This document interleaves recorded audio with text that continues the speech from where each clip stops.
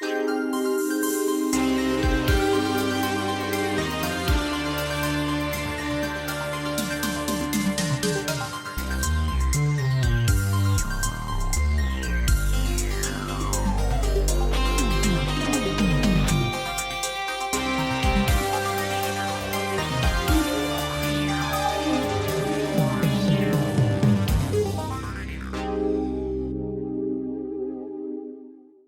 and welcome to yet another episode of Eerie International, episode 503 this week. My name is David from the United States.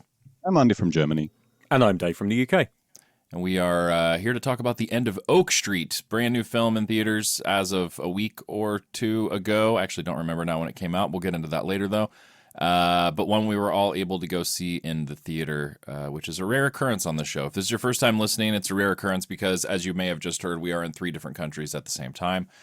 So simultaneous cinematic release dates usually don't line up this way. So we jumped on the opportunity once Andi noticed it. As usual, Andi, our co-host in Germany, noticed something that was going on while Dave and I were completely oblivious. So shout out to Andi for getting that organized this week. Again, if this is your first time listening to the show, welcome. We're a horror podcast that talks about horror stuff in a wide variety of mediums, and then, horror adjacent items as well. We're over on social media, mostly on Instagram these days at Eerie International. You can find us on Facebook. And I don't know if we actually have an account on Twitter anymore, but there might be one there. We do not. Okay, it's gone. YouTube, though. Go follow us over on YouTube. We post the videos. Dave posts the videos with the podcast episodes there as videos as well. If YouTube is more your speed and you want to subscribe and get new episodes that way. And then if you have longer form thoughts to send in to us, feel free to do so via our Gmail, eerieinternational@gmail.com. And we actually have an email this week to read from our friend A Smart Otaku. Hello, Eerie International. This is A Smart Otaku, and I'm here to say hello and see how you all are doing. Happy 500 episodes. Thank you. I know I'm late, and I really did want to write in for the 500th episode, but things have been rough on my end, and it's been a struggle. Nevertheless, I'm still chipping away at it as much as I can. Anyway, here are a few things that I've been up to that I wanted to share with you guys. As always, your call on how much you want to read aloud. That's it for me. Take care. I'm going to read everything. Number 1, The End of Oak Street. I won't read every single thing typically because Smart Otaku will break down genres and stuff. But in this case, I will read this one because I'm sure we'll get into it as well. So for genres, he has sci-fi, survival, dinosaurs, horror, light, dark comedy, ? Synopsis. Denise and Greg Platt live with their 2 kids on Oak Street in the town of Flowervale, Michigan. One night, the family is woken up by a loud boom and a strange flash of light and discover that they and their entire town has been teleported to the prehistoric past. Trapped in the past and surrounded by prehistoric predators, the family does everything they can to hold out until they can find a way back to their own time. I didn't consider this until right now, but should I read this later when we're talking about it? His personal opinions? Or should I just read it now? No, I think people are tuning into this knowing what our topic of conversation is, so if you don't want spoilers, then we'll say goodbye to you at this point, I guess. I don't think he really spoils anything, but yeah. Dave doesn't have a solution. I guess fuck off now. See you guys next episode. Love you guys, but you know what this show is like. All right, I'll read it now. Personal opinions.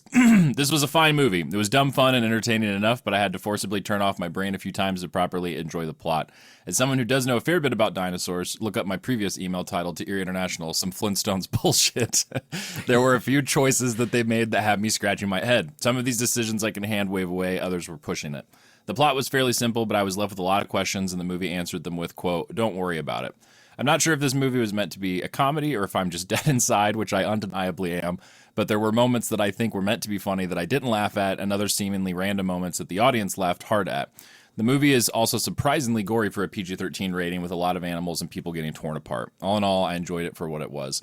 As an aside, I refuse to believe that this movie didn't take inspiration from SCP-4003. SCP is an offshoot of the creepypasta community that follows the idea of a shadow government that specializes in finding, capturing, and studying anomalous entities throughout the world.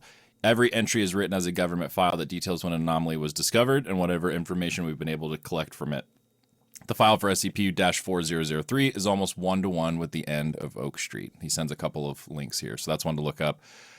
We've mentioned SCP in the past. The three of us were talking about it in our WhatsApp chat a few weeks ago, maybe 2 weeks ago.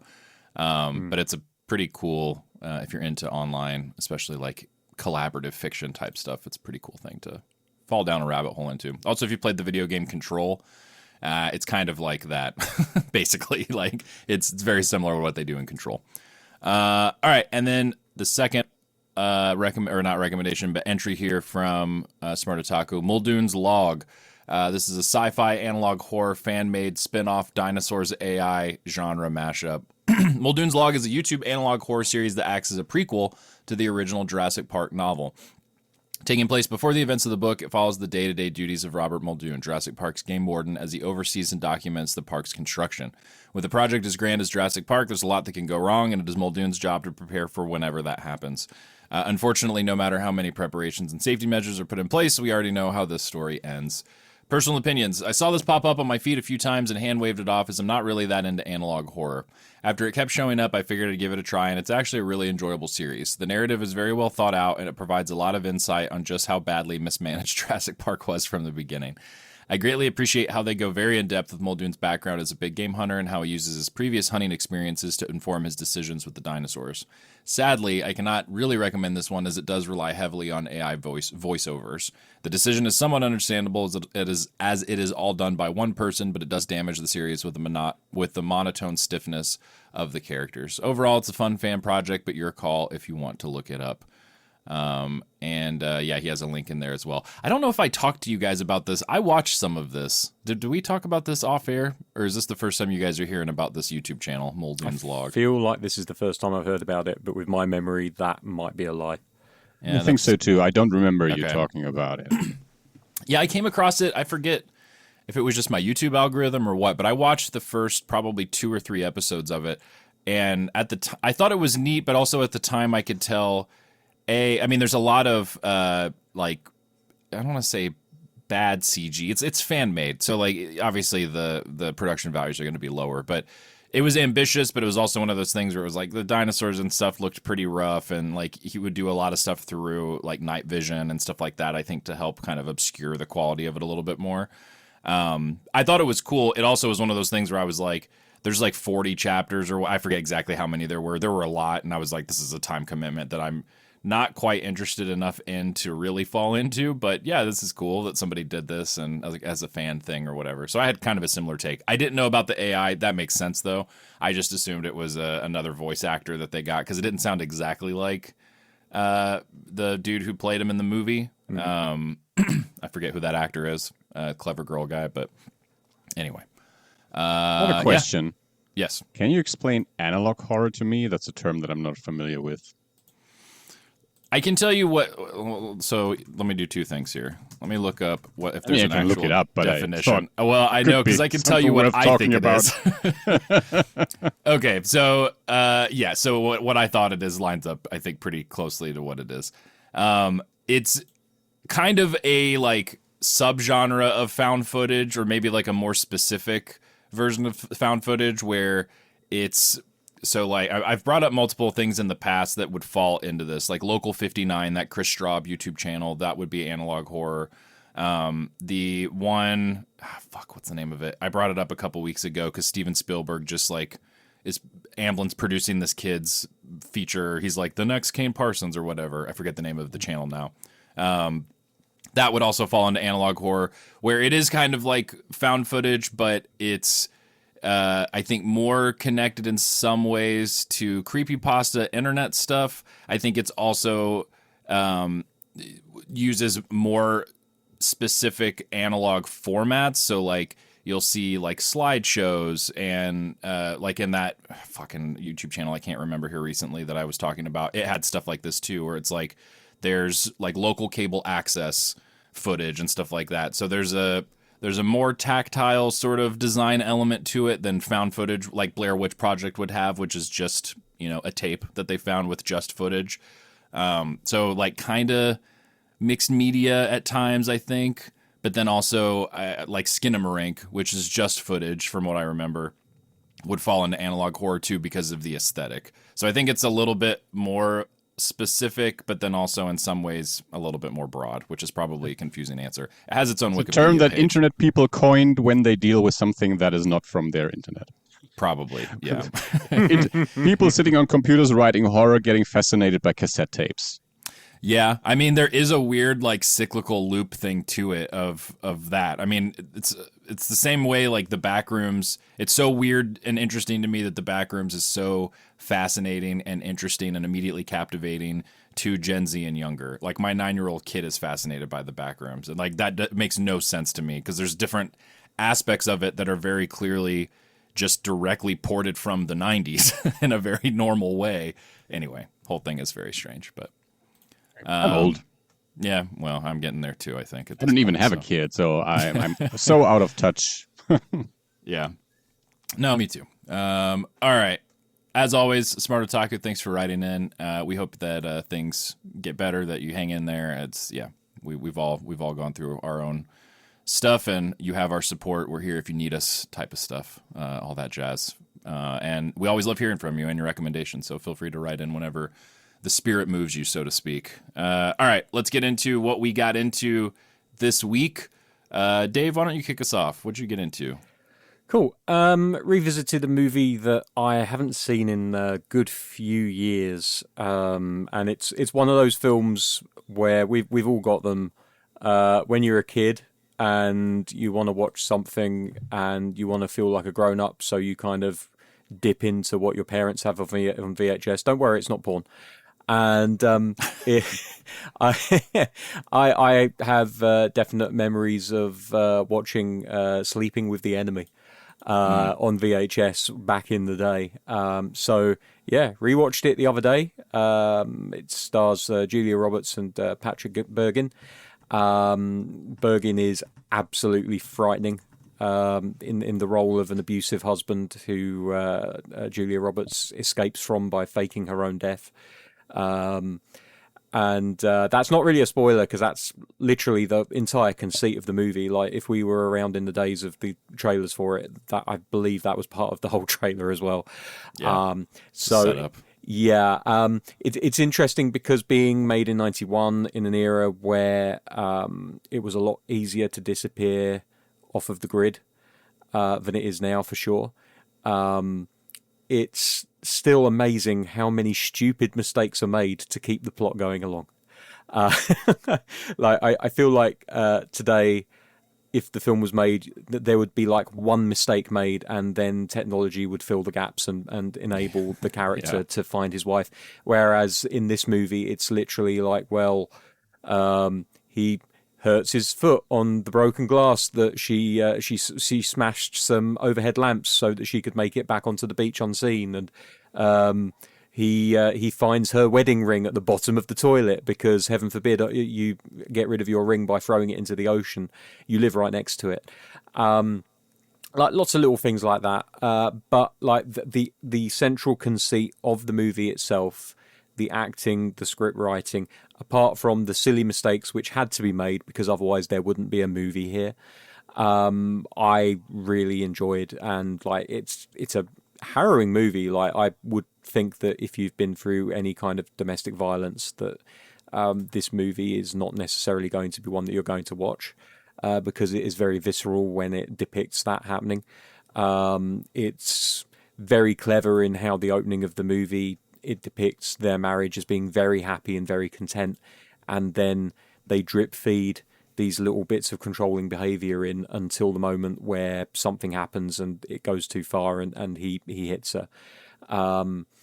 But also I really like the way, and I completely forgot that it was done like this. The narrative is written in such a way that you get kind of introduced to their not so happy marriage, her basically drowning in a boating accident, and then you almost get like a rewind, and we see it from her point of view and how she actually planned it and survived the boating accident and all that stuff.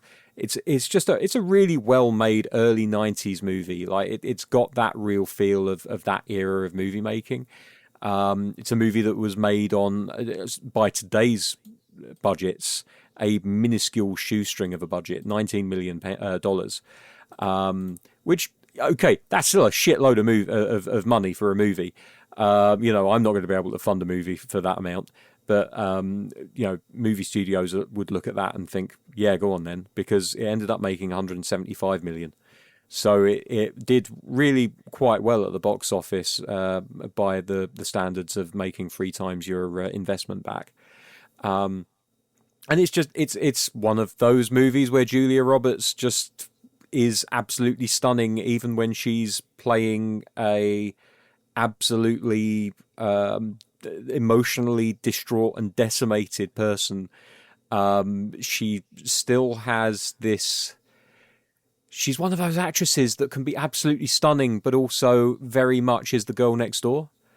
And I'm trying to think of people that fit that mold today, and I can't think of any. And she is also like an excellent actress. I think sometimes her looks get in the way of people realizing just what a good actress she is, and she's excellent in this. The end scene of this movie is an absolutely fantastic scene. I should ask at this point, have either of you guys seen this movie? Yeah, you and I have talked about this either on air or off air, because it's the first thing I always think about with this movie, and it's if someone's not seen it, it's the one thing you can't say, because it could not be more of a spoiler. But the moment at the very end is great. I'm assuming we're talking about the same thing. Yeah, absolutely. Yeah. Andy, this was one of my mom's favorite movies, so I saw this in the house a lot growing up. I think I've seen it once decades ago, but the I think should be a signal that I remember more or less nothing about this movie. I remember that it exists, and I've seen definitely bits of it. Maybe it was just a trailer, but I do think that I saw it once, probably back in the 90s. Yeah.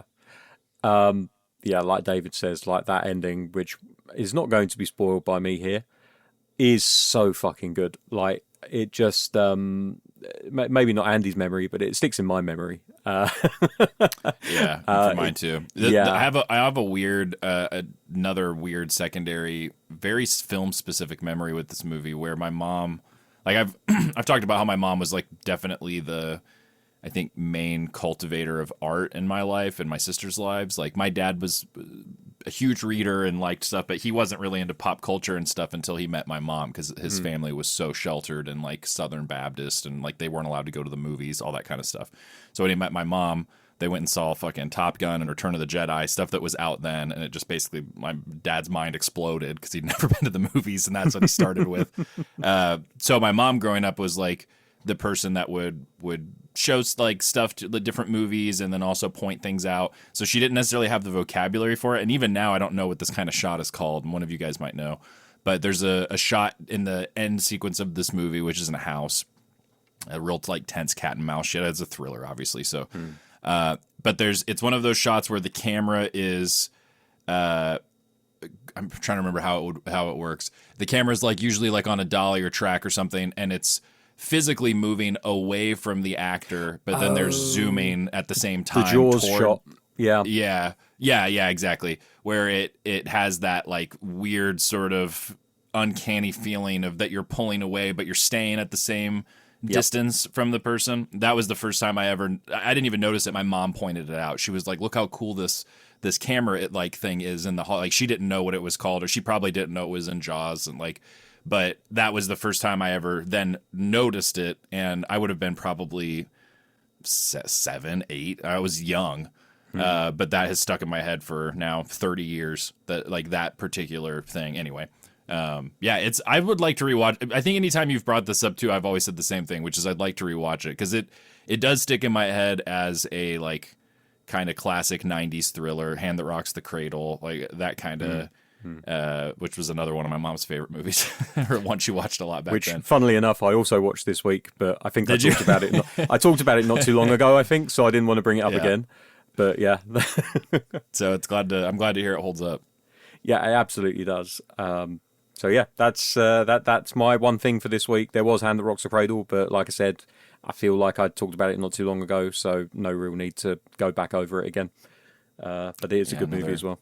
It's a good double, like weekend 90s thriller double feature for sure. Yeah, absolutely. Okay, Andi, what you got? Back to that camera effect that you talked about. I know it as the zoom in, pull out. It's more Okay. casually. It's called the dolly zoom. Just this week, just a few days ago, I learned another term for it that I had never heard and that I've forgotten and can't find right now. But a dolly zoom. The Wikipedia entry calls it a dolly zoom, also known as a Hitchcock shot, the vertigo shot, the Jaws effect, or Zolly shot. That's not the term that I learned this week and forgot. Anyway, so a couple of things that I watched or rewatched. One is a rewatch of a movie that long-time listeners of this show, and I mean long time, heard me gush about so much when I first saw it. The Autopsy of Jane Doe. Great movie. We were just in the mood to watch it again this week, and it's still such a great movie. It has such a great atmosphere.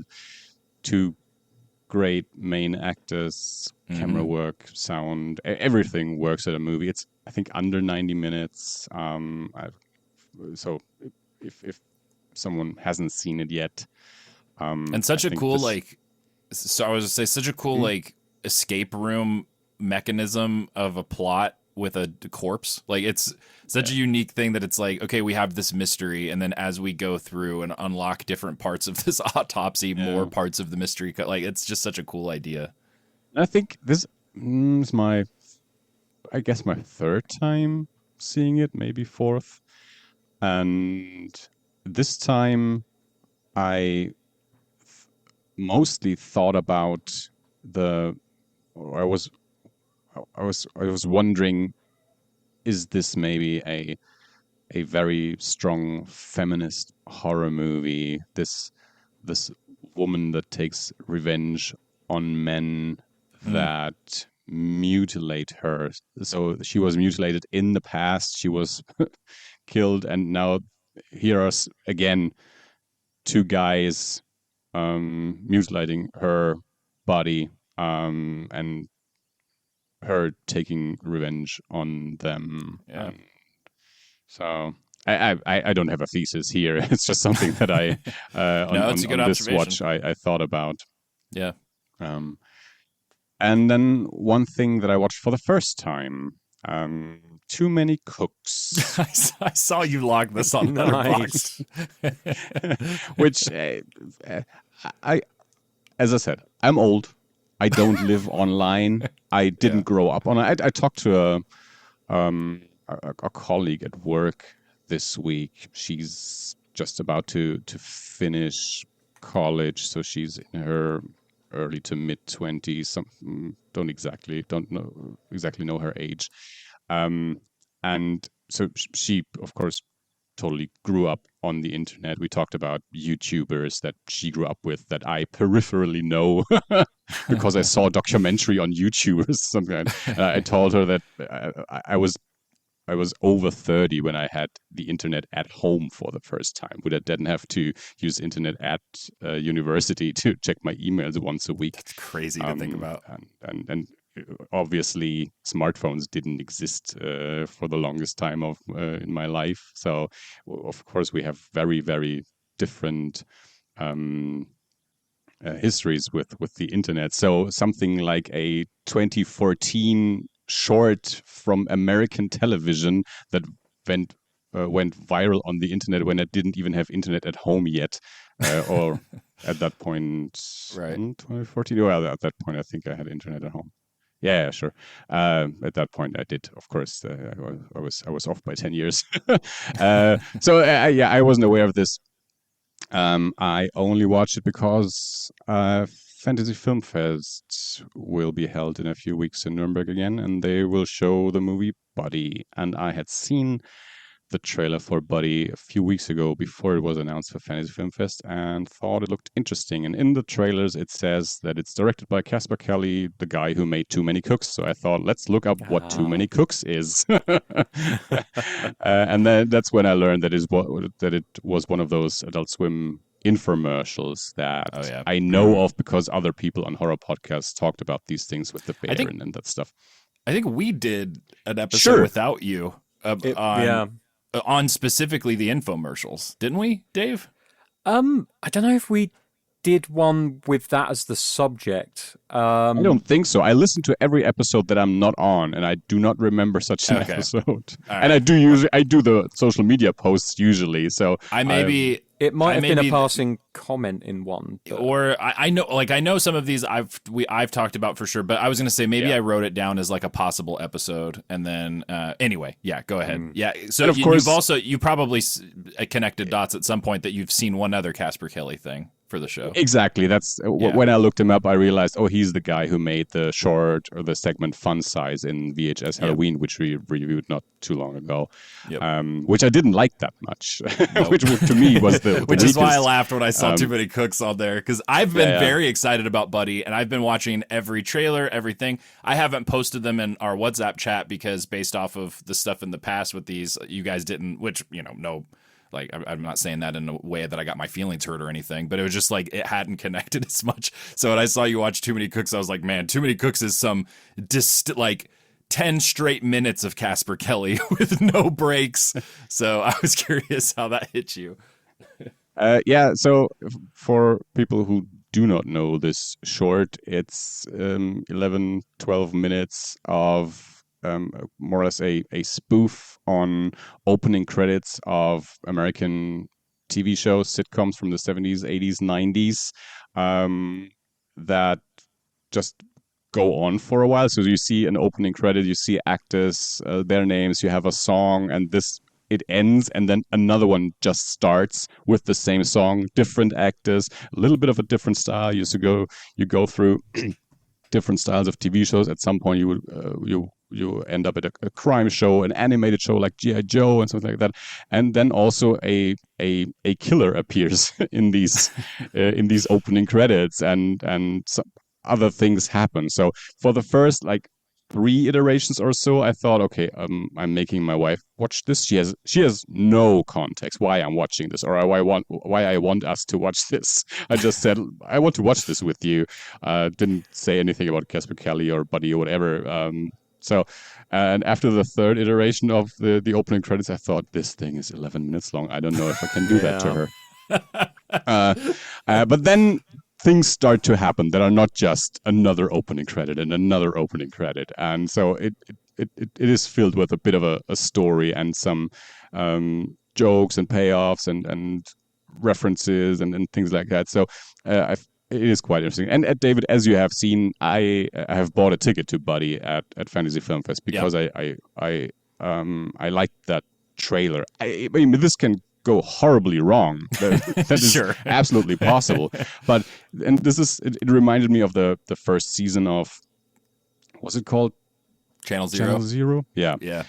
Which everyone was raving about, and I was excited about. I didn't even finish this series because it wasn't for me. But in theory, this maybe this is analog horror too. It is. I was going to say this story about a TV show that people remember, and things go wrong, and in the case of Buddy, that there's this TV character mascot like a Barney that did something to kids in that TV show, and so the trailers don't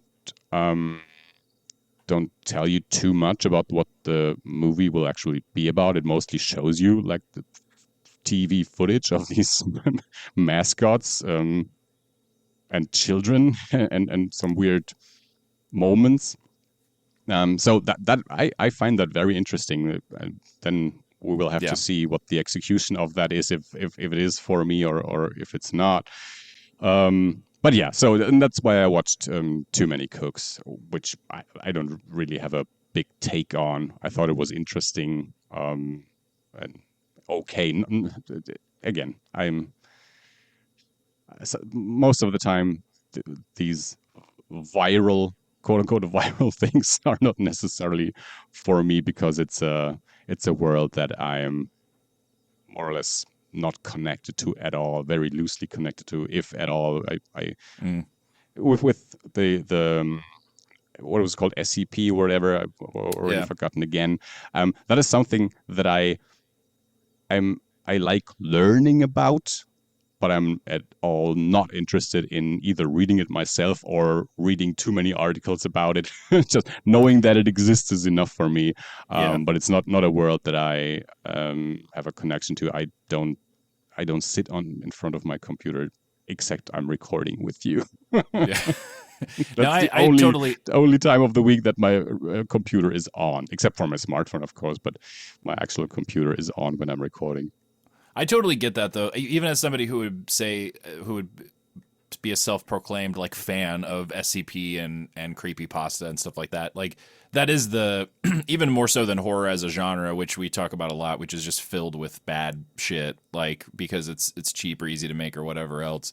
I think collaborative online sort of fiction like that is even more so. It's widening that net even more. So the idea of sitting and just reading creepypastas all the time to me is a fucking nightmare, even though I like creepypastas. So when I have read them, I've usually just gone to the websites or the forums and been like, all right, what are the top rated ones? What are the ones that have made the most impact or people really like or have been most influential? And I've read those like probably top 20, entries, or SCP, similar thing.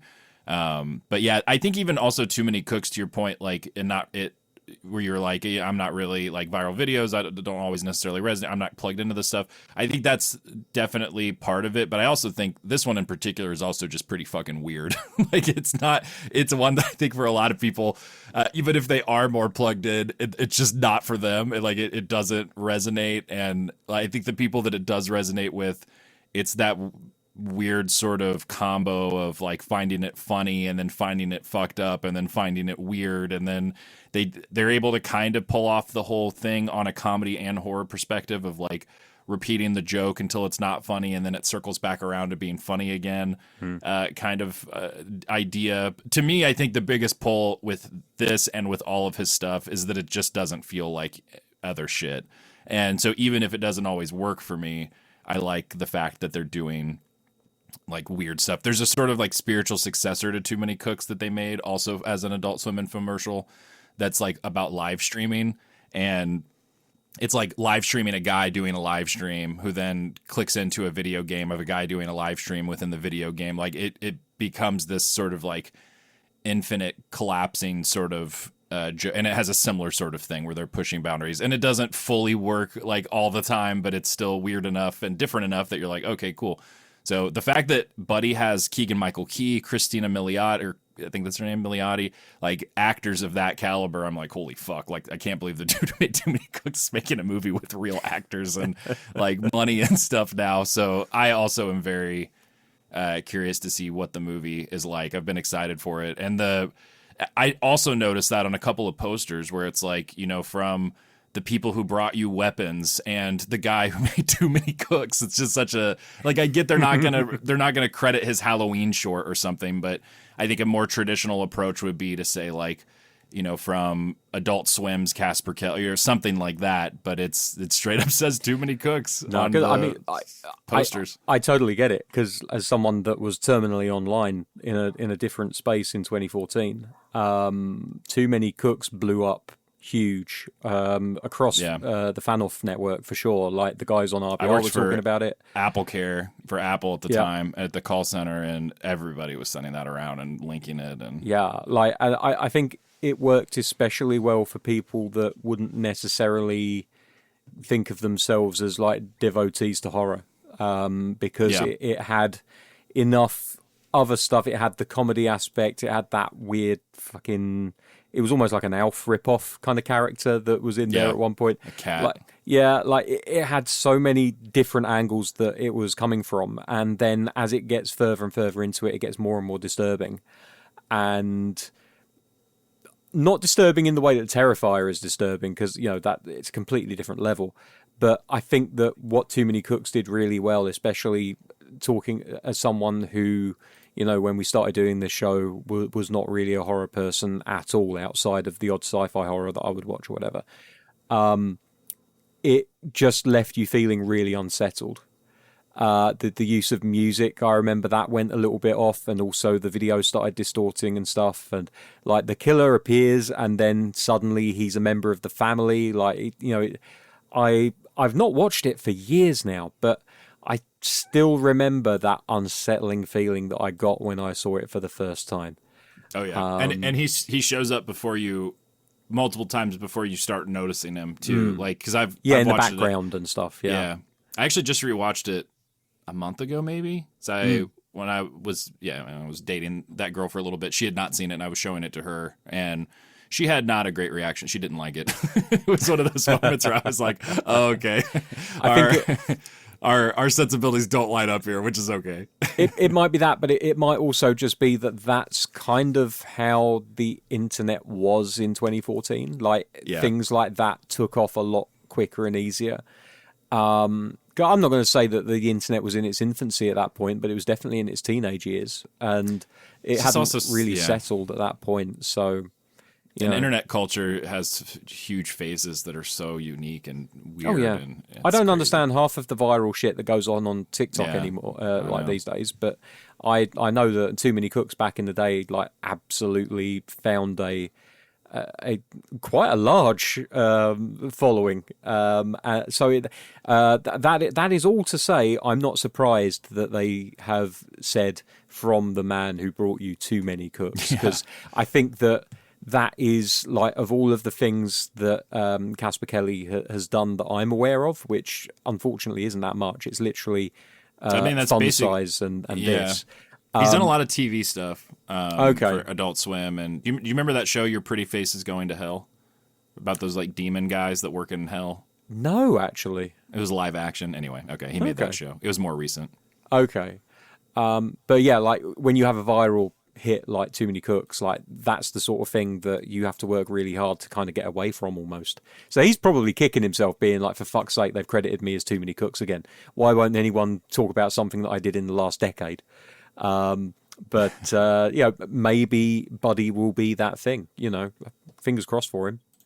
We also have this year with Backrooms and Obsessions, two very successful movies by guys who were famous for things they did on the internet. So I absolutely understand that that they would advertise this movie with the one thing that went viral for this guy, for sure. although it was 12 years ago. Yeah, absolutely.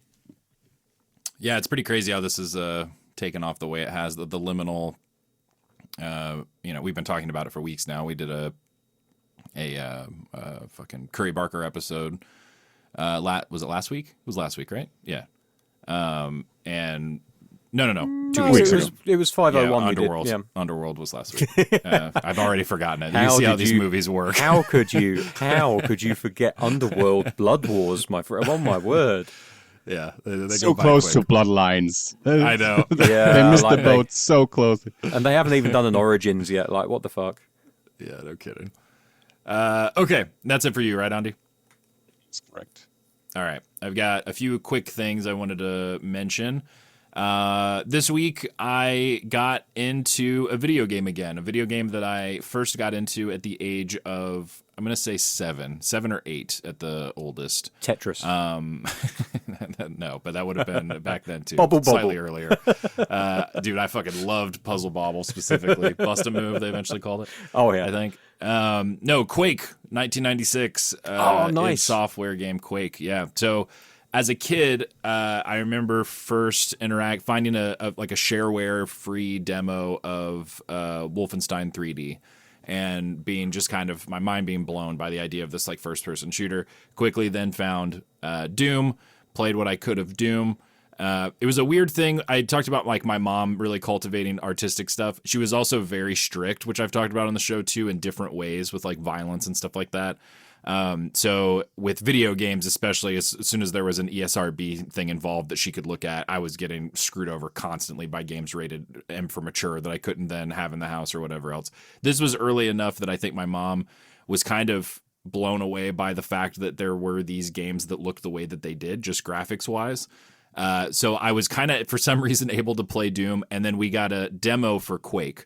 And I remember getting the demo for Quake. I think my uncle installed it on our computer. Like, this would have been AOL, like America Online days, where the internet was in our houses, but it was dial up. Like, it was very early. So I doubt I don't even know if you could download games back then. Probably not.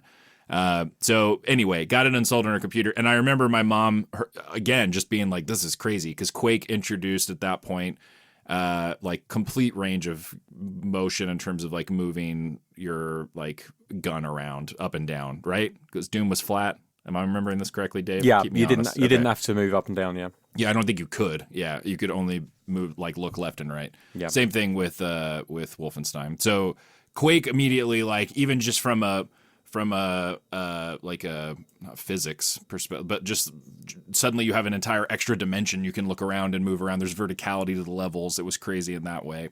And so kind of for me, my whole life, Quake has existed in that space of like, I would play it when I could. Eventually my mom was like, this is too violent. I'm sure she played further in the demo and saw fucking pentagrams and like corpses like hanging and shit and was like, you can't play this. He's too young. But I was obsessed with Quake. I thought it was the coolest thing as a kid. And then it wasn't until more recently they did, I think it was the 30th anniversary last year or this year. And 9 Inch Nails did some new merchandise and stuff.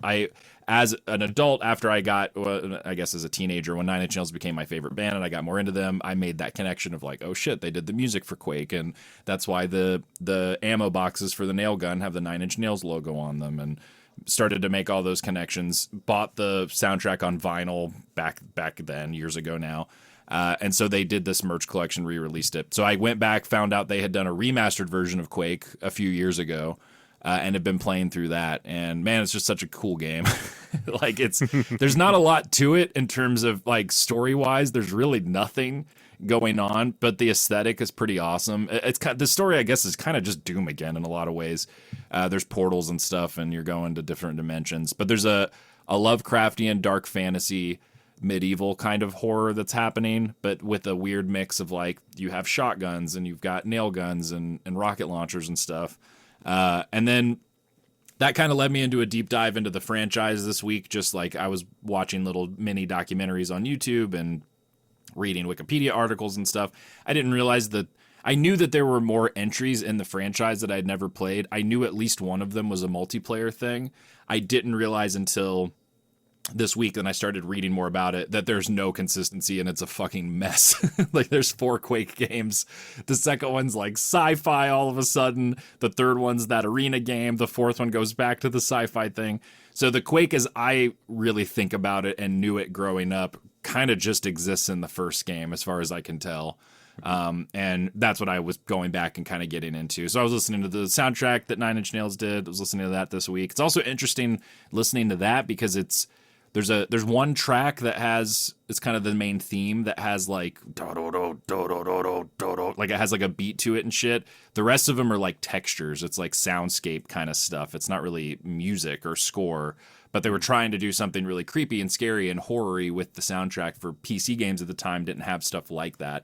And especially if you follow Trent Reznor and the career he's had but alongside 9 Inch Nails as a composer, it's pretty interesting looking at that too, because this is him 30 years ago composing for something that's not, him making music for 9 Inch Nails. So anyway, wanted to throw a little shout out to Quake there because I've been kind of falling back. And then it's such a like level-based, episode-based game that there's no story. So it's an easy one to go back and be like, oh, I'll blast through this level in 20 minutes or whatever, and then I'll be done for a while. And then later in the day or the next day, I'll come back and play another level. So I've just kind of been chipping away at it that way.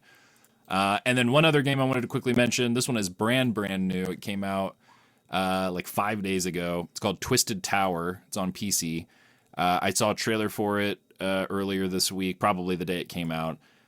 There's a huge, I keep wanting to say Fallout. What the fuck is the name? BioShock. There's a huge BioShock influence.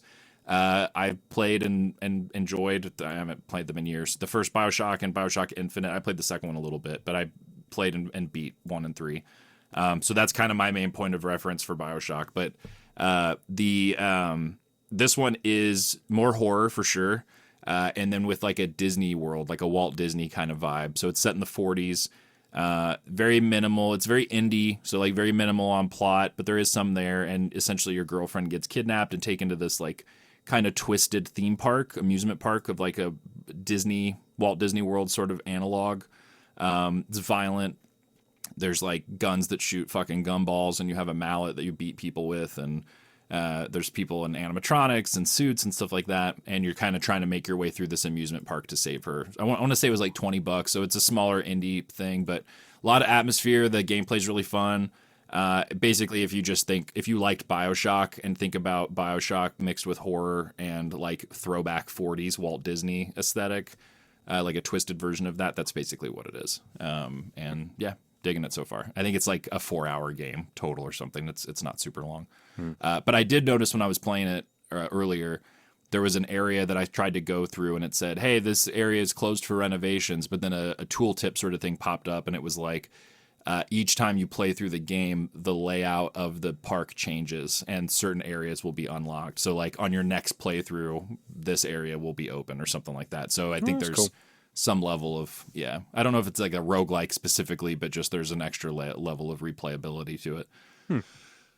So yeah, Twisted Tower, that one's, I just got it on Steam. I think that's the only thing it's out on right now as far as I know. And then the last thing I wanted to quickly mention, I went and saw the new Insidious movie that came out here in the States a couple days ago, I believe. This is the sixth? This is the sixth Insidious movie. Yeah. Yeah. I have not seen the fifth, The Red Door, the one that Patrick Wilson directed, where they went back to the Lambert family. I think Dalton is like in college at that point, and it's like a Patrick Wilson, whatever his name was in the movies, I don't remember now, and Dalton storyline. Did not see that one. I heard it was not that great. It seemed like it was maybe the least loved of the franchise so far. So I was not rushing to go see it. The new one, however, is a new sort of start, new family. It's written and directed by Jacob Chase, who has made some other horror films, one called Come Play, which I was kind of interested in seeing. It seems like, from what I remember, he's not like made anything that people have really been like super psyched about. I don't want to say that. Every single fucking time I say something like that, someone tells the director and they listen to the episode. So I don't know enough about him to know. Like in the past parts of the franchise, there have been installments, like Adam Robitel, for example, did the fourth one. And it was like, oh, he made The Taking of Deborah Logan. It was a big whatever. Jacob Chase, I don't know of like one movie in particular, but he's a newer, as far as I know, less experienced film director or filmmaker, and is like kind of a fresh start. They sort of did this with the third one. That was Lee Winnell's like directorial debut, I believe. And this is also the first one, as far as I know, as far as I remember, that doesn't have any sort of James Wan, Lee Winnell involvement, whether it's the story or the script or whatever else. It's just a completely new thing. Elise is in it, so I just blanked on her name in real life. Lin Shaye is in the film, so there is a connection there. But it is, brand new sort of storyline. I won't waste a ton of time talking about it. I liked it. I thought it was good. It's a weird thing where like it simultaneously does new interesting stuff that you're not expecting and is pretty cool and expands the world and does some cool world building stuff and looks at the further in new ways that you've not seen in past installments. And then it also does other shit where you're like, oh, yeah, okay, it's an Insidious movie. Like we're doing this again, which is okay. So if you are somebody who really loves the franchise as a whole, and even at its lowest points, it's something that you're into the world and everything, I think that you'll have a totally swell time like I did. Like I had fun with it. There's one fucking gag, like a scare in particular in the movie that is so good. I was cracking up laughing. It's both funny and like pretty effective as a scare. And then there's multiple sequences in the movie that are really well done. There's some, if you've seen the trailer, there's some dentistry stuff. She's like a dental technician or whatever at her day job. There's a whole sequence where they're in a sort of like couch, what is it, like a pillow fort that the daughter makes, and then starts to stretch out in very liminal horror kind of unnatural ways. There's a lot of really cool shit in there that's pretty creepy. And there's an element for sure to me that felt like, I don't know if this was Jacob Chase, I don't know if this was producers or the studio or whatever else, but there were multiple times in the movie that I went and saw it with Sean where he and I were kind of laughing to ourselves or kind of chuckling because we would see something happen and then a character would be like, this thing just happened. They'd say the thing that we saw. So there's an element of that throughout the movie a little bit where it was like, it felt a little handholdy, where it was like scared to just trust the audience can use their fucking eyes and see that this thing happened without having to have somebody verbalize what we just saw. There's a little bit of that in the movie that feels a little like safe. But again, the world building stuff, there's a sort of new villain that they introduce. I thought all of that stuff was really cool. Honestly, we've talked about the Insidious movies in the past on the show a lot, at different points, whether it's been episodes or, I don't know that actually, have we done any episodes over Insidious? We have, Yeah. of course. Was it? Way back in the day. I think we did the first two. That's when Dave called it Jump Scare the Movie. Oh, that's That right. was- Okay. Did we not do the third one that was based on the Enfield haunting as well? It's the That's- Or is that Conjuring. the second one? That's Conjuring. Conjuring That's 2. the second Conjuring, Oh. yeah. Jesus Christ, that and getting Friday the 13th and Halloween mixed up. Jesus Christ. Well, James Wan, it's fine, and Patrick Wilson. But yeah, so okay, so I was pretty sure we had at some point. So the fuck, I forgot what my original point was now. Anyway, I think it's a fun time if you're into these movies. I think that there's definitely stuff there to to enjoy and have fun with. If it's not your brand of horror or subgenre, then I don't know that there's going to be a lot of new shit. Oh, that's what I was going to say. At times in the past where we've talked about this franchise, I've said, this is like, to me, sort of the prime example of like something that should continue in comics or should continue. Not saying they shouldn't make more movies, but like an expanded universe, it's ripe for that, for expanded universe fiction. If you have Specs and Tucker and Elise, or any combination therein, because they've kind of faded Specs and Tucker out of it, it seems like, in the more recent ones, but Elise has stayed consistent. And Elise is a character who, spoiler alert, like dies at the end of the first movie, but is in all of them after that as a ghost, basically. So, like the world and the way they've set it up, it would make great comics, it would make great novels, like the same way they do with like X-Files and Alien and Predator, that kind of shit. This kind of felt like that. Like it kind of felt like one of those. It has sort of the pacing and the execution and the plot of something like that would exist as a expanded universe thing. But I mean that mostly in a complimentary way, where it's like, no, it's, if you like this stuff, then it's more shit that you'll like. I was talking to our friend Austin yesterday about it, and I was like, the Insidious franchise, I think, is one of the cooler ones. I mean, it's all subjective in terms of scares and everything else, but for my money anyway, it's one of the cooler modern ones we have, where it's supernatural horror, but in a very fun, like Jump Scare the movie. You said, we've talked about that. You said that as a kind of a joke, kind of serious, I think, Dave. Yeah. But I also think it's like you could say that in one breath as a compliment and as a criticism of the movies at the same time, because that's kind of what they are. Like the way I described it to Austin yesterday, and I'm sure I've said this on the show before too, is like it kind of feels like going through a haunted house, like the haunted house we have now, in real life around Halloween, where it's set up as like a little mini amusement park sort of ride for you, and it's not trying to be classy, it's not trying to have ghosts that are ethereal and wispy and we have unfinished business. Like, these are, sometimes ghosts show up and they've got like fucking like crowbars and half their face is gone and they have leather jackets on and you don't know what the fuck those guys are about, but they're there.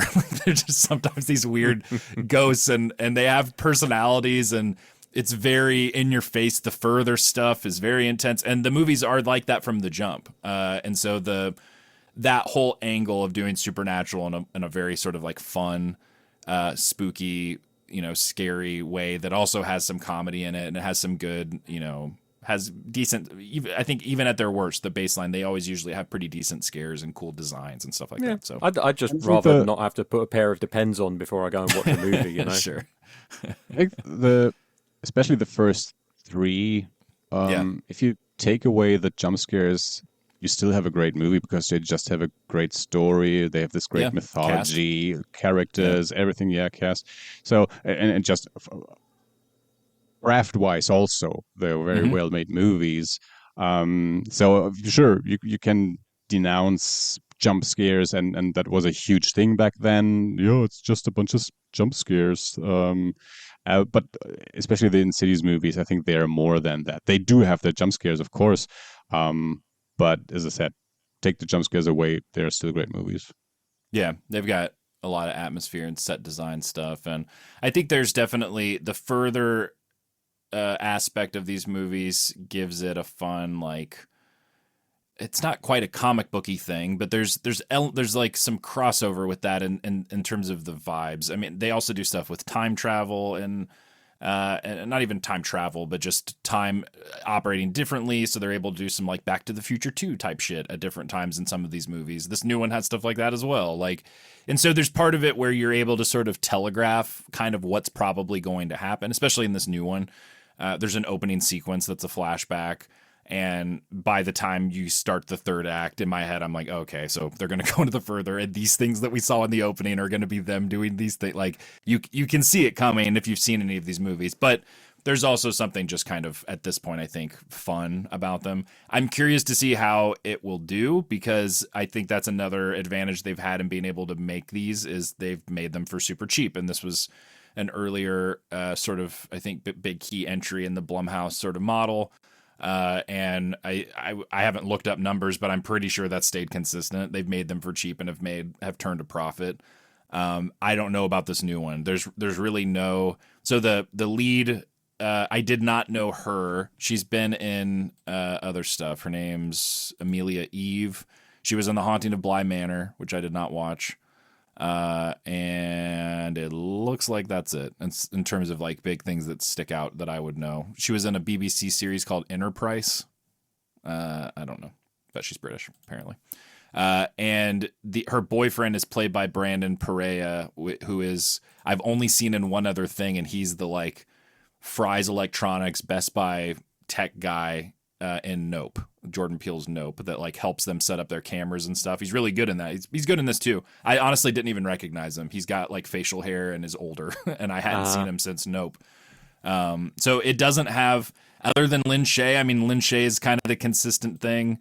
I guess that was the case with the fourth one, and it did well enough too. It was kind of mainly her, so maybe that's enough for the franchise still. But I wonder. You always wonder with franchises like this what's going to be the one that, I mean, we just talked about one last week with Underworld. That's the one where eventually it didn't do well enough for them to keep going. So I'm not sure if that'll be this one, but I think if you're an Insidious fan, it's got a lot of cool shit in it. And I think there's definitely a sizable number of cinema goers who will just see the name, and regardless of knowing who is directing, who wrote it, all that stuff, like they'll just go and see it because it's got the name Insidious on it. Yep. And The Conjuring has proven that it'll go further than, like, it's not a 1-to-1 comparison, obviously, but I think I watched part of the third one because we did it on the show. I think that was right around when my marriage was starting to fall apart, and I was like, I got to take a break. So I don't think I recorded that episode with you guys, or I didn't finish the movie. But I remember thinking then, like, oh, this is the last one. Like, they're not going to make more after this because of the drop-off and then the way this worked with distribution. And they not only have made one more since then, I think, but then also they're making one now that's like Patrick Wilson and Vera Farmiga's characters younger. So I think based off of that, too, and this is speculation on my part, but just the Conjuring name, to your point, is enough that people don't really give a fuck. They're just like, oh, Conjuring, okay. Yeah. And it's not, it's not that I meant for that to be a negative thing at all, because, you look at other franchises that have done the same thing, and like Evil Dead, for example, like you've got completely different directors that are making these movies on a yearly basis, and everything I've heard about them so far is that they're pretty fucking good. And I mean, he came out recently and said, Campbell came out and said that he's done with playing Ash as a character, which I'm very sad about, but I completely get and understand, because I actually saw a interview that he did on Inside of Me with, I can't remember his name now. Michael Rosenbaum. Michael Rosenbaum, yeah. And he basically said, look, I'm kind of done with the Hollywood system. I'm just happy doing my own thing, kind of making my own movies and doing what I want to do. So, it's ultimately franchises can do very well just based off of the name recognition alone. But to your point, they do have to keep the quality up, because nobody's going to continue to go and watch movies that are stagnating and continually getting worse and worse. I will say this, having just now looked at the box office performance, they have only made more money, with the exception of Chapter 3, and the fifth one, The Red Door, that was the newest one before this one, made the most money out of all of them so far. So they have pretty much only gone up in terms of worldwide Fair revenue. play. Probably only tells you how much more expensive cinema tickets are these days. Yeah, that's something that I always would like to have with when it comes to how successful a movie is. How many tickets are sold? That's what I'm really interested in. Yeah, no, I know. And it's crazy looking at the budgets, because the first Insidious was $1.5 million, which feels insane. The newest one, Out of the Further, the one that I just talked about that I saw yesterday, cost $18 million. Almost 20 times the budget of the first one, and it's still $18 million, and it's so far made 10. But I mean, it's been out for 2 days. So but in fairness, taking inflation into account, that's cheaper than Sleeping with the Enemy cost. And there's very little special effects in that movie. So fair play to them. Like they're making really good value for money movies. Totally. I'll look up The Conjuring later out of curiosity, because I think those movies cost more. They don't have. That was a Warner Brothers situation. That wouldn't surprise me. Yeah. I mean, that the Haunting in Enfield one specifically felt like it had a very good budget behind it. Well, and they had to pay for that Clash song too, because you can't make a movie in London without. Of course not. No. We've seen the. How many movies have done that? Smash cut thing at this point. Away. Yeah. Okay, that is it for me this week. Let's jump into our main topic. The End of Oak Street, 2026 American science fiction survival film, written, co-produced, and directed by David Robert Mitchell. David Robert Mitchell, of course, is the writer and director of It Follows. Be the main kind of connective thing for our horror fans out there. But he's made 4 films total, each one of them wildly different. The Myth of the American Sleepover, which I've never seen, which is apparently like a coming-of-age comedy sort of teen summer movie. It Follows, horror film. Under the Silver Lake, a divisive, like, paranoid thriller black comedy thing with Andrew Garfield in 2018. And then 8 years later, about 8 years later, The End of Oak Street, a sort of survival Amblin 80s family movie. This dude's all over the map in terms of the kinds of movies he makes. We have Anne Hathaway. How do you say McGregor's first name? I always pronounce it wrong, and Austin's mean to me about it. Ewan. All right. Maisie Stella and Christian Convery. I don't know. I think I heard someone say Ewan.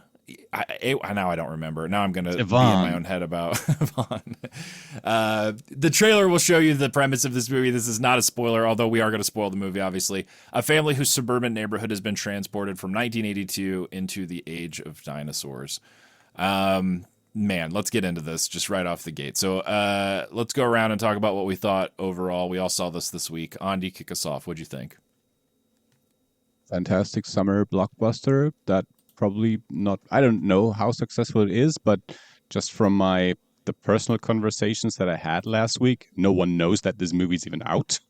Yeah. Even the people who care about movies, the people at work that I usually do talk about movies with, that are on the pulse of things usually, they hadn't heard of this movie at all. They asked me, where did you see it? Well, it's in cinemas right now. I've never heard of this. Well, look it up. It's really good. I had such a great time with this movie, and I'll leave it at that for now. Okay. Dave, what'd you think? Very much agree with Andy. Enjoyed it very much. Had my issues because sci-fi nerd, so the whole time travel paradox thing is always something that pops into my head at times. I think that this movie deserved better than being put out into cinemas around about the same time as both Spider-Man and The Odyssey. That's the thing, man. It's rough because they don't even have a chance to advertise this movie because every billboard is The Odyssey or Spider-Man. Yeah, and every theater, like especially if it's IMAX stuff, it's completely dominated. And then both of those movies I think have cleared $2 billion. So like not only are they massive movies, but they're like historically massive movies. Anne Hathaway's in one of them too, which shows you how crazy it is that she's also in this and is pretty great, I think, in this. And this is the summer of Anne Hathaway. Devil Wears Prada 2. Oh shit! There's 5 movies out this year and a baby. Yep. Yeah. Girl's done amazingly well, and she's an Arsenal fan, so she had a league championship to celebrate as well. Insane. Always need a excuse to get that shit in. But anyway, sorry, go ahead, Dave. Yeah, sandwiched between two massive fucking blockbuster movies. movies. and like I feel so bad for everyone involved, especially David Robert Mitchell, because like I feel like any other summer, even if he only had one of these movies to go up against, they would be catching so much more foot traffic for people that didn't feel like or had already seen that other movie. Okay, so here's a question for you guys, and I should probably keep this for the discussion part, but I want to know now. From everything that you'd seen about this movie before you went into it, did either of you have any clue that this was set in the 1980s? I did, but I had been following it a little. I'd been following it more than most people, so I knew that it was his new movie. I knew that it was J.J. Abrams produced because I am historically such a massive Cloverfield fan, and I'm still on the dying and should be executed and taken out back and shot subreddit for Cloverfield, which is just a bunch of desperate, sad people hoping everything is a new Cloverfield movie. There was a lot of speculation that this was a secret Cloverfield movie because as soon as J.J. Abrams produces something, same thing happened with Overlord. Like, people suspect, oh, well, this happened with 10 Cloverfield Lane. It was a different thing, and it was a secret Cloverfield movie, whatever, blah, blah. They changed it. So I knew that it was... It's another street name. Oh, man. I didn't even see exactly. it. No shit, dude. Up until the movie, there were... If you do a quick Google search, there are articles that are like, is this secretly a Cloverfield movie? Like, spoilers, no. Because so many people just have fucking... there's a phrase for it. We're hope fucking anyway. They're just like they're huffing copium. Yeah, copium, that's what it is. So anyway, so I knew that angle of it, and then the trailers I want to say had something in it about the 80s, but yeah, beyond that, sorry, that was a very long answer to it. It's That's not cool. Like the trailers definitely don't do it in a Stranger Things kind of way. Where it's it's the 80s. Check out our malls. The little that I saw advertising for this movie, it did not at all clue me into the fact that this was set in the early 80s. So I had this weird thing in the first 5 minutes of the movie where I was like, why is everyone wearing clothes? Why are they having a barbecue at the end of the show? Why is everyone so... Oh, it's the 80s. Okay, fair enough. I have now figured it out. But yeah, I have no problems at all with... a majority of the movie outside of my nerdy issues with time travel and what should. And to be fair, the rules behind time travel, until we actually achieve it ourselves and can once and for all put it to bed, paradoxes are a thing that some people are going to argue about and others aren't going to argue about. I was enjoying myself so much that by the end of the movie I was just like, fuck it, it works, leave it alone. Let them have their ending. But yeah, I really enjoyed it. I enjoyed the fact that the dinosaurs were the more modern representation of dinosaurs basically being giant birds. So there was a lot more feathers involved, like the velociraptors were feathered, which science is pointing more and more to the fact that dinosaurs probably did have feathers. And yeah, just the whole black comedy thing, I absolutely get it. Like, this has got a wicked sense of humor, and I love it for that. There was scenes that I thought they handled really well, which we'll get into when we get into proper discussion of the film. But overall, I really enjoyed it. I thought Ewan McGregor and Anne Hathaway were great. But also, I think is it Maisie Steller that plays their daughter? Mm-hmm. She was fantastic. I mean, the kid that played her brother as well, Christian Convery. Yeah, I feel Gus and Sweet Tooth. That's where I've seen him before. Yeah. Put some antlers on him. Yeah, he did a great job, but he annoyed me because he kept thinking that a toy bow and arrow was going to do anything to these, and as someone that has recently picked up archery again, like I'm very snobbish where it comes to my archery.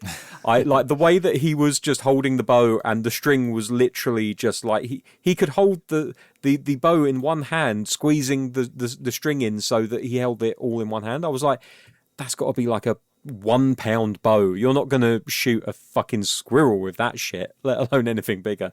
But I did like how he hung onto it for grim death like a security blanket, as we all would as stupid kids of that age. But yeah, it just had real kind of Amblin vibes to it, and I enjoyed it very much. And I'm just so annoyed that it was slated to release at this time because, as I said, any other year, I think it would have done a lot better. It still hasn't broken even with its initial budget, according to what I'm seeing here. And it's been out since the beginning of the month. So, I don't know. It's not looking great for it, but maybe it will have a long tail. I don't know. Yeah, it's also so hard to tell with movies now, like what makes money and how. Like it was something they used to do, like it would have a second life and you could make your budget back or be a success once you hit VHS and DVD. And so many places don't release viewing numbers or rental number. Like you just don't know. But yeah, for sure. Yeah, I mean, we're 3 for 3 on this one. I also really liked it. It's not like perfect, amazing, like mind blowing kind of shit, but it's also not like it's the kind of thing we don't get anymore, which we used to get a lot of. And I don't mean that in a shitty way. I mean in a sad way. I wish we had more movies like this again, where it's just an original sci-fi adventure concept, whatever. I mean, it's obviously influenced by certain things, but this isn't based on an existing IP. This isn't trying to set up a franchise or have anything in mind beyond that. And that is so rare and refreshing now. And yeah, I think also there's specific points of influence that seem, or comparison that seem very obvious. And I liked that it kind of zigged where you thought it would zag, or whatever phrase you want to use there. There's dinosaurs in it, but it's not like a Jurassic Park movie. So like that right away felt unique and different, because anytime we see dinosaurs in movies now, similar to sharks with Jaws, like Jurassic Park's kind of the template and is kind of just set the tone or the execution for these kinds of movies. There's dark comedy in it, dark humor, like we've talked about for sure. There's a lot of tonal swings and shifts. There's a huge one. I mean, again, spoiler alerts, but when the dad gets killed, that's a massive one. Yeah. But then there's also moments throughout the movie that I think are a testament to Mitchell's talent as a writer and as a director, where one of my favorite scenes in the movie is where the daughter goes down into the car and is listening to that song in the car, and she's crying. Because, like, as you're watching it, especially when they show a shot from behind the car looking through the rearview window, you're like, oh, there's a dinosaur in the garage. And you're waiting for that to happen. But there's not a dinosaur in the garage. Like, it's just this scene of... And you could extrapolate from there, like, is it, really, depending on how much you want to think about it, you could extrapolate it further out and think, like, as far as they know, they're stuck here forever. This car's on a battery. She can only listen to the song however many more times until she can never hear it again if they're stuck there. Yeah. So there's an element, and it's like little things like that throughout the movie, stuff with Anne Hathaway's character and writing, where you're just like, oh, this isn't a cash grab. It's a bizarre movie in the sense that I don't really know how it got made in so many ways. None of them are for quality reasons. So usually, like that podcast, even, how did this get made? A lot of it usually comes down to, like, this movie is crazy and awful. Like, how did this happen? That's not how I mean it here. But it just an original story about a family with these two lead actors that go back in time to dinosaurs from the guy who made It Follows, like, in the summer of 2026 after he hasn't made a movie in 8 years. There's just so many aspects where I'm like, I don't fucking understand how this happened. Now, this got not only made but released and everything else. It's not, unfortunately, shocking that it hasn't. Like, I think this could have done well in a different summer in a different, spot with less around it or market. I don't know what the ultimate core failing was. I don't think all these things helped. But it also isn't necessarily surprising in some ways that it got overseen, because it is a weird, for what we're seeing right now in terms of the movies that studios are putting out. It's definitely an anomaly in a lot of ways.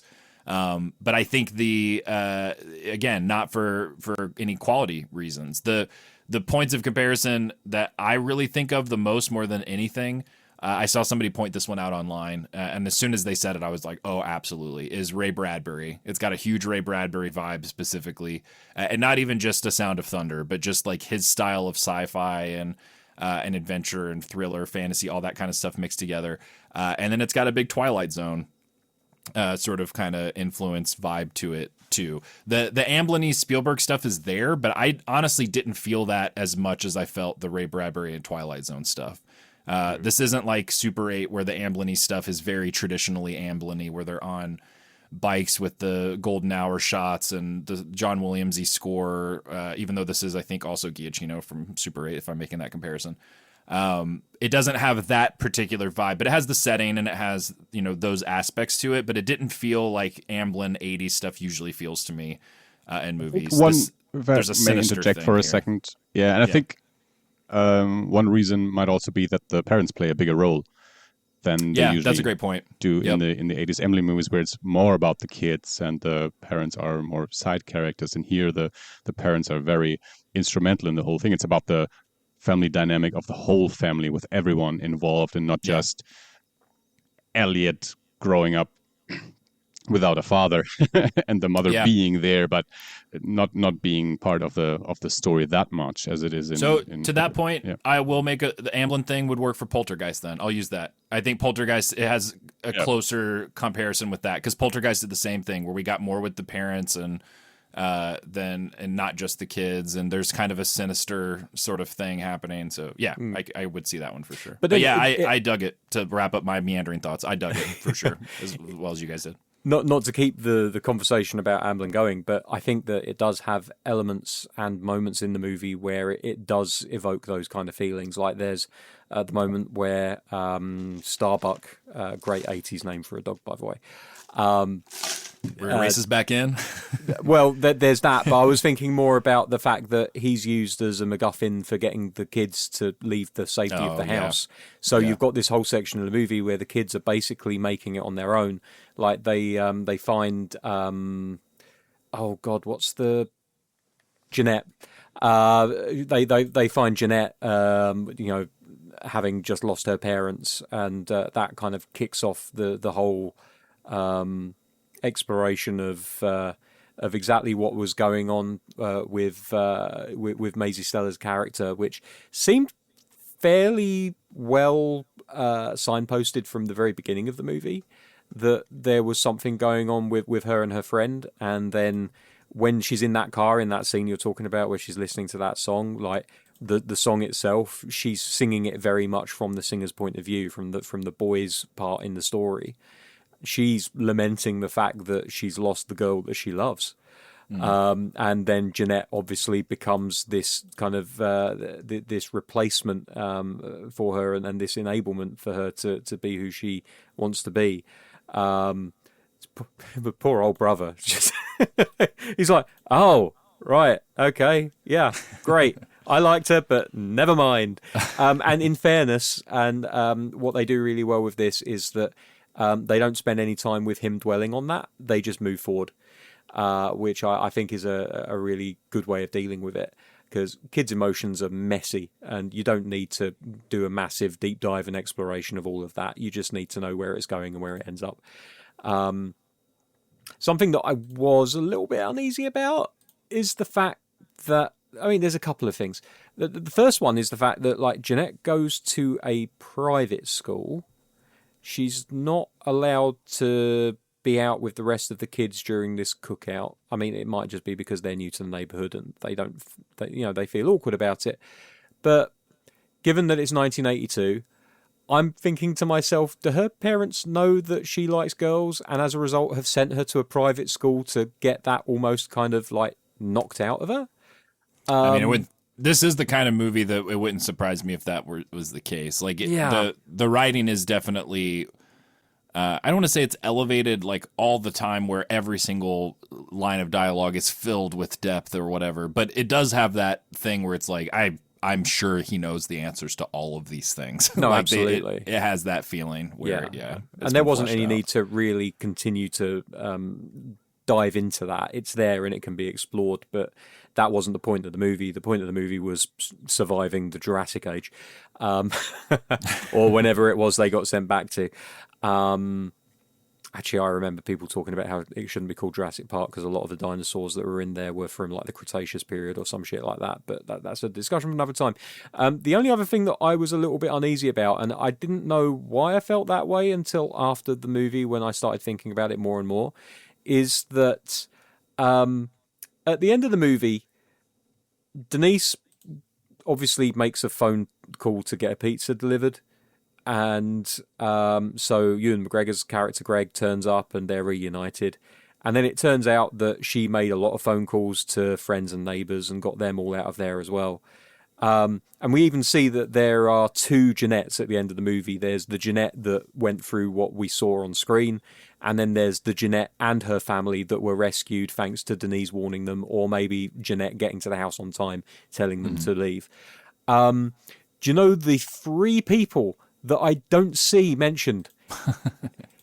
It's Denise and her kids. Yeah. Why aren't there duplicates of them? She's basically saved her husband for herself and then let her duplicate die or get sent back in. And I feel uneasy about that.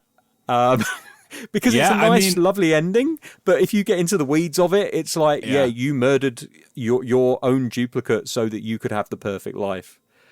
Well, there's a couple things I think at play here. Like, one, it's the thing I mentioned earlier where it's like, I honestly don't know how this got made. This decision because this is not the kind of thing. This is the kind of thing a studio note would crush the fuck out of usually. Of like, wait, well, we can't deal with this thing, or we can't have this implication be here, or whatever else. And then it's also a testament to the kind of movie that it is, because the whole Twilight Zone, Ray Bradbury, Poltergeist element for me, I think weighs heavier than the like Jurassic Park E.T. of it. It's crazy that all of those things are Spielberg, but like it's not a sort of like, it does have those moments of like the dog rushing in is like a very funny kind of triumphant, like, you know, hero 80s fun Goonies kind of thing. And then, but then, there's that aspect. Now, I did see someone online say that we see exactly where all of the family members are when they are teleported. So it's definitely possible. And most of the time with movies, I tend to like stay away from ascribing too much meaning or trying to like be like, well, we could draw this conclusion, and then you get to a point where you're just kind of writing fan fiction, because there's drawing conclusions, and then there's just writing up a scenario that you think could have happened. But in this movie, I think because of the way he wrote it and the execution and everything else, I think it is a movie that you can draw conclusions pretty safely, because it does feel pretty constructed in that way. And we do see exactly where each family member is when that teleportation happens. And she's in the basement. One of the kids, I think, is asleep, and the other one's listening to music with headphones on. So somebody was like, it's very possible she tried to call the house and none of them heard the phone, because it wouldn't be safe for her to go down into the town. No. So I think that you could extrapolate that she maybe tried, because she did get a lot of people out, as you then see, like you said. No, that's fair enough. That's fair enough. But I don't know. The movie doesn't say, which I think is kind of the beauty of it. Yeah. But it is nuts, because most movies would not, especially a studio movie, would not be comfortable with leaving that ambiguity. And also, you've got the aspect of the fact that we know that there is a time loop aspect in this movie. And although this iteration of the time loop, they needed help from Greg and they needed help from the librarian and other people to help them through, we don't know for sure. As far as we know, they could still make it through and come out the other side and then create their own time loop. So it's like an ongoing, like it's when you take a video of a TV screen and you feed the image into that TV screen. And for all we know, that they've got a fighting chance. They also might be on their own branch now. The movie doesn't really say like how that stuff works, other than just that there's like solar that's where I flares get into paradoxes and shit, because like, okay, well, you took away all of the people that helped you actually get through the time loop and get back on your to the start. So in one theory of time travel, you've created this massive paradox where those people weren't there to help you. You didn't get through the portal back into your own time. So how could you be here to make all of these changes? And that's why I fucking love sci-fi, because there's so many different ways of looking at it. And you can literally like go around for hours and hours just talking about how, you know, the butterfly effect and one small change can have these massive ripples that can completely change things.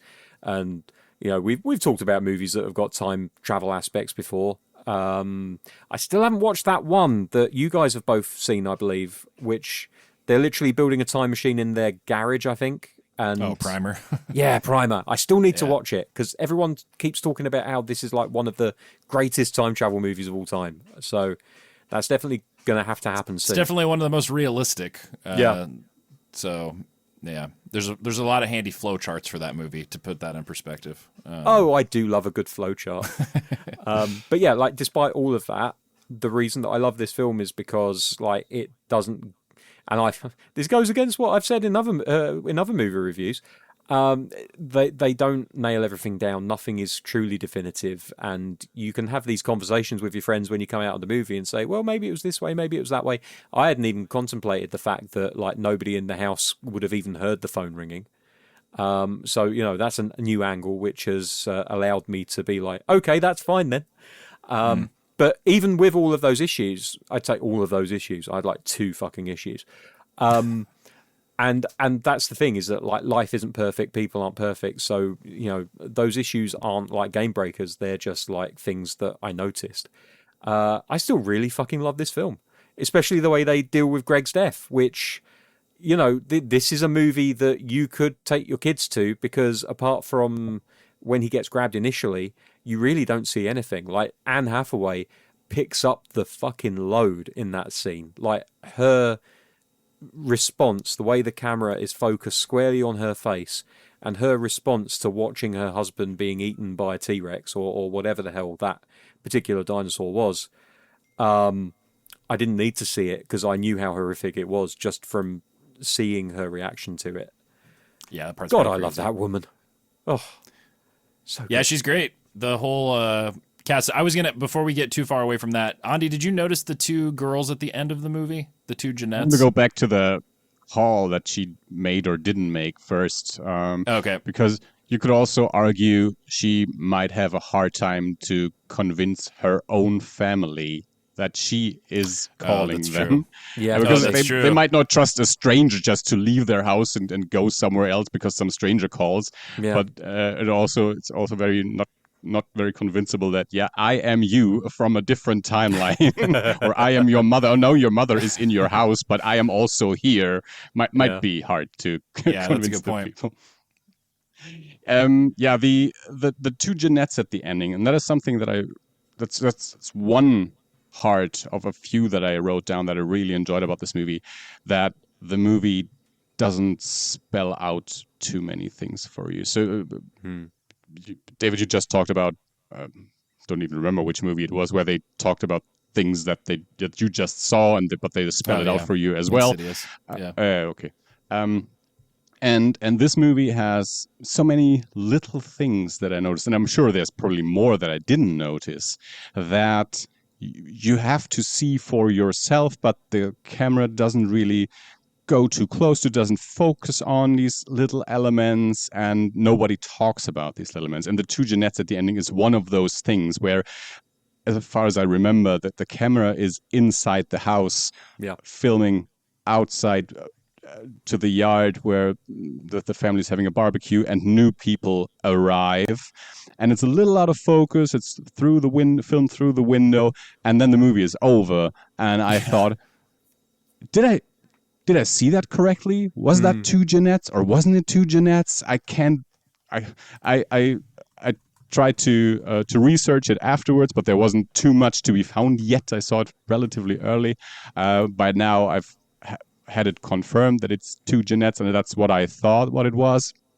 But it's, as I said, one of the things that you have to see for yourself, and you have to notice yourself. And one other thing in the same vein is, I'm wondering if you guys noticed the first time that the family is attacked by a dinosaur, that the parents are outside of the house trying to get in the house. I think at that point they're still in their own timeline. The kids are in the house, and at the last moment the parents make it into the house. The kids are in the hallway screaming, and Brian pissed his pants. Yeah, Oh, I noticed that too. I didn't notice Yeah. that.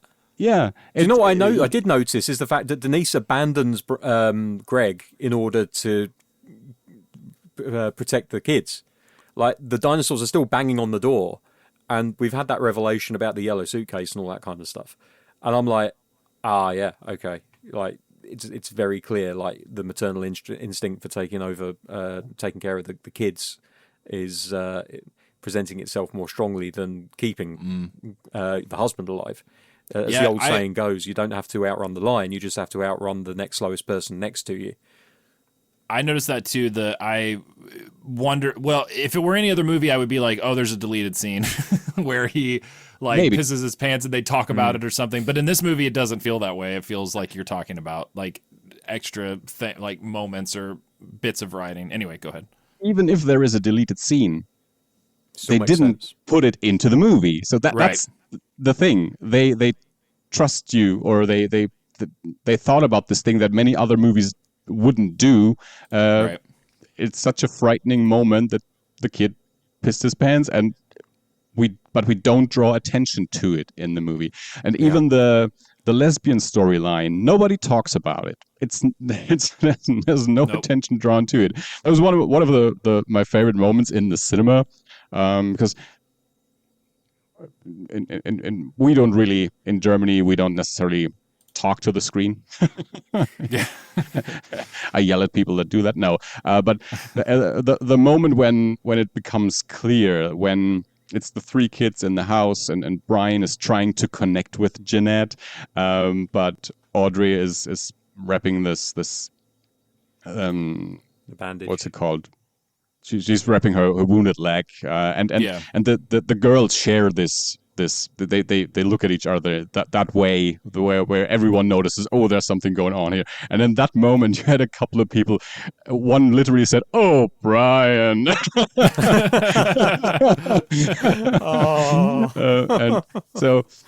There's these little things where I thought this is really it is a broad summer action sci-fi mystery movie, but they still don't dumb it down too much. They still take the care to put these little things in there to elevate the movie just by tiny things.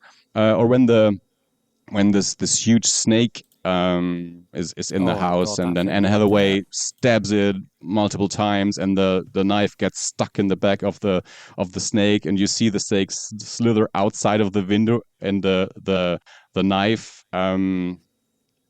gets caught by the window. you see the knife clunk against the window.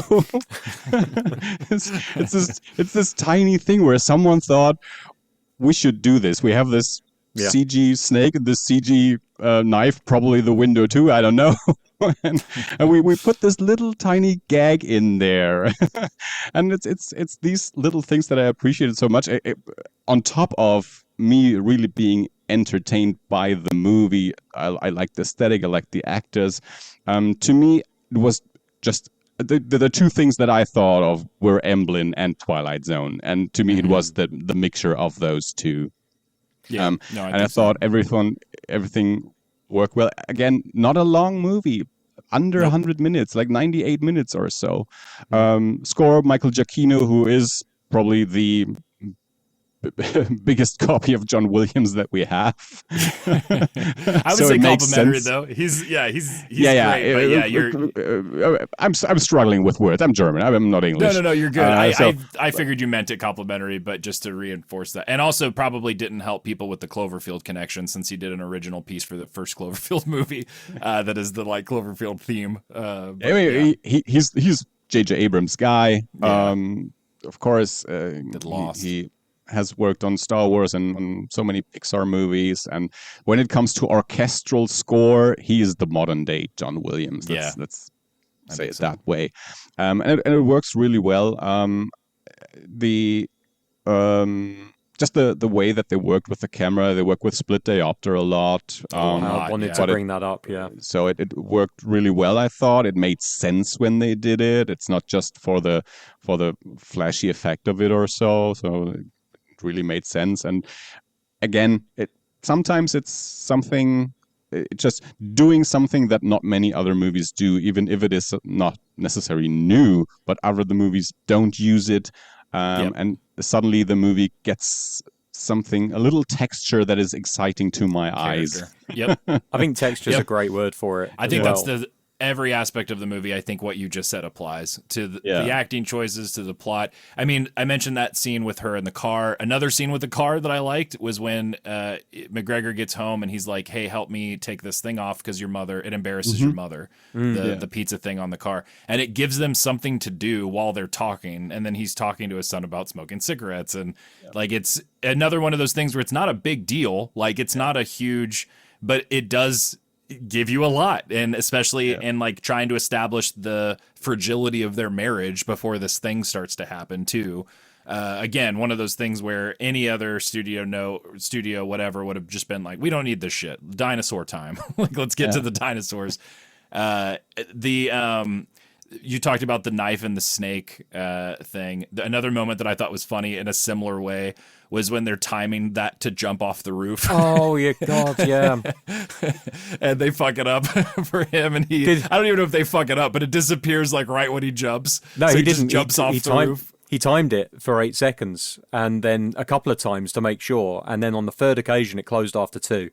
It went. So and I'm that part was surprised. funny. I'm surprised that person in Andi Cinema didn't go, "Oh no, Brian," again, because that was a nasty landing. Like, it really was. Another texture thing, to use that term, when the bully finally finds him and starts beating the shit out of him, and his brother is crying, and he's like, "This doesn't matter anymore." Like that whole stuff too is the movie's filled with shit like that, where you're just like, "Oh, this is so strange." Watching a movie that you can simultaneously see in your head how this should have gone if it were any other PG-13 summer blockbuster. Let's make a concept, because we used to get shit like this all the time, and they wouldn't make money, or they'd make enough, or they wouldn't do well, and I think in the 90s was a high water point for it too, where it went really well because the quality was different, whatever the approach. But it is so strange because you're just like, oh, it's crazy seeing how this movie could have gone, or should have gone, I guess. I think one more, a couple more things. You talked about the father's death, about Greg's death, and that was again a moment in the cinema where, and you talked about where the mood shifted so quickly, because when Greg punches that dinosaur with his hammer and the dinosaur just falls down, that was a big laugh in the cinema. You're like, holy and fuck. Then the mood immediately shifted and not too long before that moment, I thought to myself, oh, I mean, the family is safe. They will all survive. It is that type of movie where the family survives, and suddenly one of your lead actors gets eaten, and the cinema, the audience was laughing, and suddenly it was quiet because it was such a brutal and unexpected moment, and the way that it is done, with first the leg being bitten off, and suddenly you have this bloody stump on Ewan McGregor, and then you have the grieving family. So that was definitely a strong moment. And one thing that, and maybe that takes us back to a conversation of a couple of weeks ago, that may also be a bit of a problem for the success of the movie, that it is an original movie. It is not tied to anything that people know. I mean, of course, it is produced by J.J. Abrams. J.J. Abrams hasn't done big things in the past few years. David Robert Mitchell has an indie horror hit to his name, which is more than 10 years old at this point, and one movie that nobody saw except for David and me and a couple other nerds. That is 8 years old. That is, and people that did see it, most people didn't like it. Sure. And we live in that time where people go to see something at the cinema that they deem worthy of being seen on a big screen, and that they can tie to something else that they know from somewhere else. Either it's like the director, it's the new Quentin Tarantino movie, or the new Christopher Nolan movie, or it's an IP thing, and this movie has nothing of that to its name. It is Anne Hathaway, of course, and people like her, but it's not a typical role for Anne Hathaway. It's not The Devil Wears Prada 2. Again, a 2. Yeah. And so I think we already talked about it being sandwiched between the Odyssey and Spider-Man. But even without the Odyssey and Spider-Man, it probably would have a harder time becoming a huge thing. And one reason for me to go watch it, it was already on my list because I had seen the trailer and it was a concept that I really liked. I enjoyed the trailer. And then just before it came out, I think a few days before the movie came out, Patrick Williams does these short videos between his long essays that he releases for everyone. He does these shorter like Q&A videos that he releases on Patreon and Nebula, and only occasionally one of them gets released on YouTube. But he did one of those where he talked about trailers, where he looked at all the summer trailers and gave them a rating and talked about them. And he watched the trailer for End of Oak Street. And what he said was, if you are one of those people that always complains that we don't get original movies anymore, you should go see this movie just because it is an original movie. And I thought, I already wanted to see this movie, but he is right. I should make an extra effort to see this movie. And so I went on the first weekend. And before I went to the cinema, I thought to myself, if I like this movie, I will suggest it. We do it on the podcast if you guys would like to see it too. And it worked out that way. And I'm happy that you guys liked it too. So I think, and as I said, I talk to people at work that like seeing movies, like go to the cinema and they're excited for new movies. They hadn't heard of this movie at all. I'm pretty sure none of them will go see this movie at the cinema. They will wait for it when it hits a streaming service that they are subscribed to. If it hits a different streaming service, they will also not see it and because they won't rent a movie. They won't rent a movie for $4 when they already pay for a different streaming service. That's what I was going to say. What'll end up happening too is whenever it comes out on Netflix or Amazon Prime or whatever else, people will probably just assume it's a Netflix movie. Unfortunately, it'll just be viewed as that. Oh, there's a new Netflix movie out.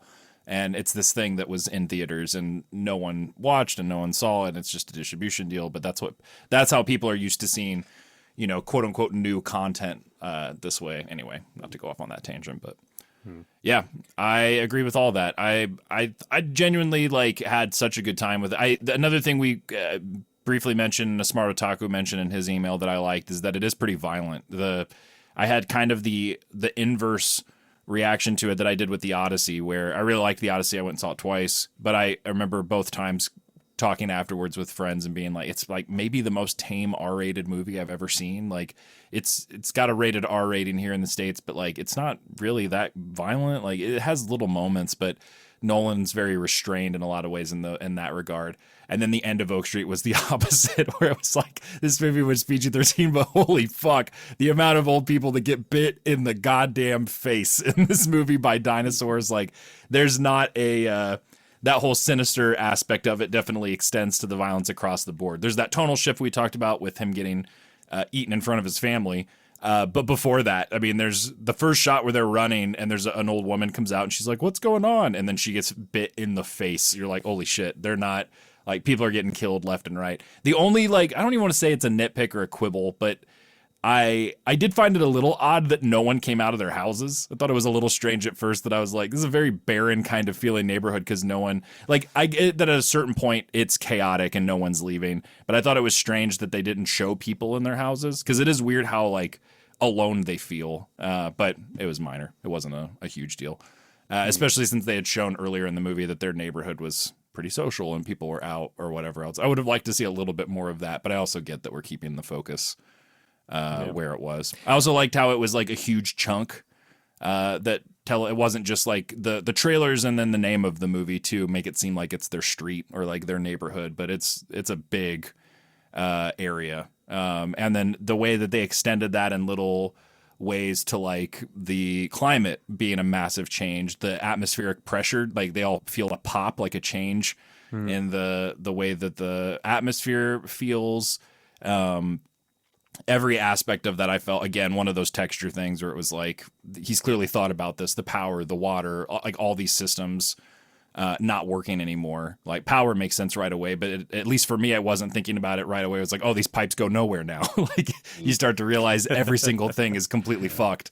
Yeah, I thought all that was pretty cool. I actually had the reverse feeling about the violence in the movie, although there is a lot of implied violence. And yeah, one of the first kills is that dinosaur just jumping on the old lady and wrapping his mouth around her head. That's actually all you see. You don't see the head being ripped from the body. You don't see much blood. Greg kill is entirely off camera.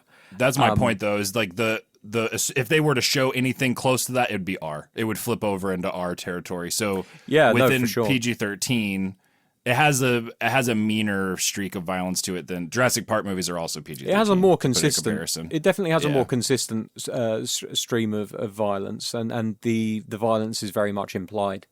Yeah. But I think it's difficult because really, when you talk about the Odyssey, especially, like the only real prolonged violence in that story is when he absolutely lays waste to all of the suitors at the end of the film. And it's pretty full on, like he's running spears through people, he's shooting them with arrows. It's a case of kind of like getting them with what he's got. It's not like he's decapitating MFers left and right, but I guess Nolan was restrained, but he was restrained in as much as what can we do with the weapons that are on offer here. And in the early going, it was bow and arrow, and then it was more kind of stabby weapons than anything else. I'm not trying to poo-poo your argument here, but I think being as they are two different. I would put them on the same level in terms of violence. I think it's just that the Odyssey is much more in your face and a lot less implied, whereas End of Oak Street, being as it's a lower category of movie age rating wise, they do have to rely a lot more on the implication of it rather than actually showing you any. Like the editor who was reading Denise's book for her. And Denise finds her with like a rifle on the floor and rolls her over. Yeah. And like for the reaction that I think this was a little bit discombobulating for me in a way that for the reaction that Anne Hathaway gives in that moment, which is totally earned and justified, we literally almost see no blood. Like you see like a distant shot of the old lady laying on her back where Denise has turned her over, and you can tell that something nasty has happened to her, and there is blood around the way, but it almost lessened the severity of what Anne Hathaway was trying to convey in that moment. And again, I absolutely loved how they treated Greg's death, because at that point I knew what kind of what to expect in terms of gore and viscera and things like that. Like it's a more kid friendly movie. We're not going to show you him being bitten in half. A lot more kind of implied, like the lawyer in Jurassic Park who was bitten in half while taking a dump on the toilet. But I think my overall feeling coming away from the film is that I love how much care it took. Like it's a big old summer blockbuster with dinosaurs and special effects out the wazoo, but it takes so much care to make sure that the quieter moments are well done and convey the feelings and the thoughts that they're trying to put across. And I was trying to think while we were talking about this why it is that sometimes I'll criticize a movie for not making things more obvious, and other times, like today, I'll absolutely love a movie for not explaining things all the time. And I think it just comes down to the fact that some movies are better at leading you to conclusions or letting you know that there is no definite conclusion to be drawn. And then there are other movies where they leave you guessing and they don't really do a good job of letting you know that that's okay to feel that way. You know, I come out of some movies and I feel like I should know what was happening in that scene. And then other people will say, no, we didn't know either. And I'm like, okay, why couldn't they put me more at ease that I wasn't being a massive idiot? And don't get me wrong, I am a massive idiot because there's been many times on this show when you and Andy both have explained to me what I've been missing. But I never felt that way with this film. I felt like, well, if anything that hasn't been explained, that's because, well, these characters haven't got a fucking clue either. I think it also is just the execution and the tone too can play such a big role. I mean, even down to a movie that's not that great. I gave it 2 stars out of 5 on Letterboxd last week. Underworld. I kind of made a version of this joke when we had that discussion of just like there would be times where I would be like, well, wouldn't this? And then 2 seconds later, I'm like, who gives a fuck? Like, it's not that kind of movie. So I think that can have an effect. I think your frame of mind can too. Like, to this day, there are still moments where I'll doubt myself and I'll be like, maybe I do like You're Next. Like maybe I have just watched it incorrectly every time because there's too many things on paper, who made it, the people involved, that I'm like, no, I like all of these things though. And like, but because of this exact phenomena you're talking about, or not even phenomena, but like this whole thing with suspension of disbelief and you're interacting and like how sometimes you're okay with it. Like, I think absolutely the first time I watched that movie, I was in the wrong headspace for it. I think I expected things to happen certain ways and didn't know the kind of movie that it was and everything else. So I think that can play a role too. I've watched it 2 or 3 times to finish that thought out, and I think I maybe just don't like it that much. But there was that at least acknowledgement at the beginning where I was like, I watched this wrong. Like this was my fault. So maybe I still don't like it, but I at least the headspace is the wrong place to be for it. So I think that plays a role. Absolutely. I have 2 more scenes that I would like to point out. Just one, just because I enjoyed it so much. One of the jokes that I enjoyed at the end of the movie when they are back in 1982 and they've just met Greg in this iteration, and they see the dinosaur, and Greg says, "Is that a dinosaur?" And the other 3 exhausted. Yeah, I'm pretty sure it's their one F word too in the movie. In PG-13 movies, you get 1 or 2, and he's like, "Is that a fucking dinosaur?" Like, it's a good joke. It's a good punch. And the other scene that I wanted to point out that I'm surprised that neither of you have brought up. Speaking of fucking. We have fucking dinosaurs in this movie. Yeah. I guess it was because I was so traumatized by what happened afterwards to Greg. And annoyingly, I kind of knew that was coming because I read a spoiler the day before without meaning to. And I was like, you've got to be fucking kidding me. I'm literally I did bring it up. My friend Brandy, we'll send each other voice messages back and forth every day. She lives in, I won't dox her. She doesn't live in my state. And we were talking about this. We had both gone to see it, or I didn't realize she had seen it yet. And I was like, it's pretty cool. Like, it's different. Like, it's dinosaurs, but it's not like Jurassic Park. Like, you see dinosaurs like shitting and fucking in this movie. Like, that's like a key difference from Jurassic Park right away. That was so a great someone scene, call though. it Jurassic Street, which I found pretty nice. Jurassic Street. That's pretty good. I think anything else at this point for me is some Chris Farley show stuff. I dug the movie for sure. I think we're all 3 in the same space. I would also say don't want to speak for you guys, so chime in if you disagree, but definitely recommend going to see this one in the theater while it's out. I mean, watch it regardless, but like Andi said, support it. It's, clearly needs it. It's not going to probably be considered a success, but it's definitely going to be different than anything else. I really liked The Odyssey. I really liked Spider-Man. I had a lot of fun with those movies as big summer blockbusters, but there was something about this movie that excited me in a totally different way than those 2 films did. And for that alone, I think is worth the watch. Makes it that unique. Let me add one more thing to what you just said. It's unpredictable. I think that's what's so exciting about it, because you know what you get from a Nolan movie. You know what you get from a Spider movie. Okay, they vary. Not every Nolan is the same. Not every Spider-Man movie is the same. But you know what you expect, and you kind of get that. And this one was unpredictable. You didn't really know this movie was coming out until some time ago. You don't have huge context for the director, especially since he's jumping so much from movie to movie in genres.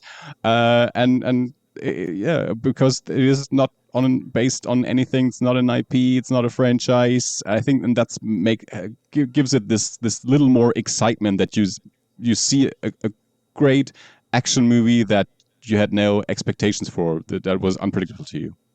Yeah, no, absolutely. I couldn't agree more. Okay, I think we're good. Let's do double feature picks then. On that note, I don't start. Don't start, Dave. What did you pick?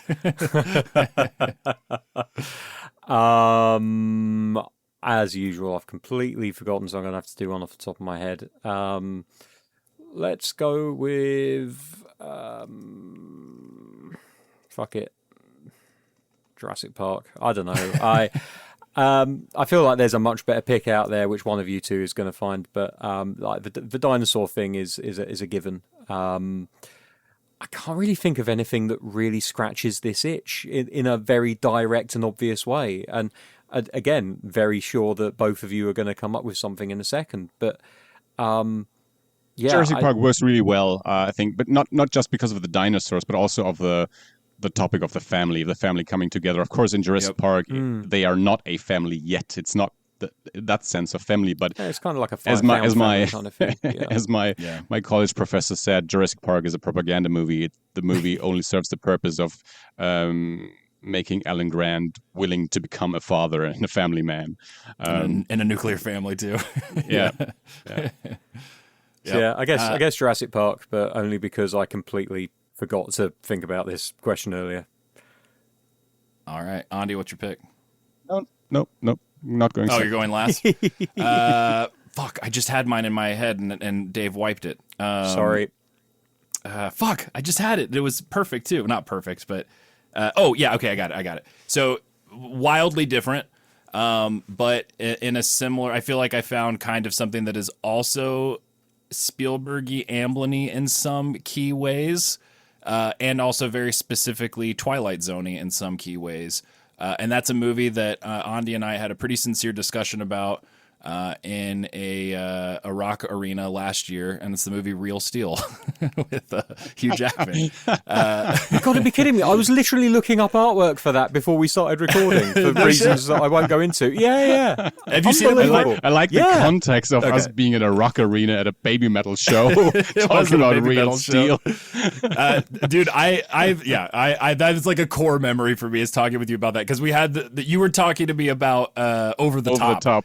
Yeah, you were describing the plot. I was like, this is Real Steel. Anyway, Real Steel is a movie I really love. I know Andi loves it too. I'm assuming you like it too, Dave. Yeah, it was all right, Yeah, I mean, it is that like kind of cheesy, the Amblin-y, Spielbergy stuff in there, I think is a different slice of it. But it is based off of a Richard Matheson short story, which was adapted into a Twilight Zone episode.